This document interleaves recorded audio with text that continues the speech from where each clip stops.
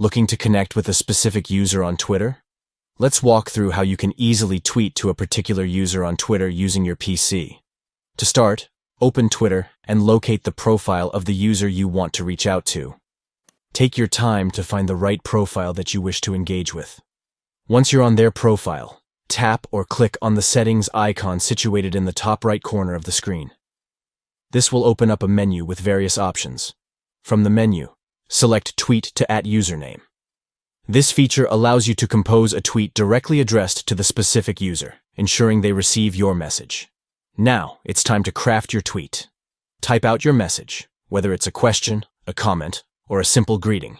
Personalize your tweet to make it engaging and relevant to the user you're addressing. After you've composed your tweet, review it to ensure it conveys your message effectively. Once you're satisfied, click the Post button to send your tweet directly to the selected user. By following these steps, you can easily engage with specific users on Twitter and start meaningful conversations. Connect with your audience and make your voice heard on the platform.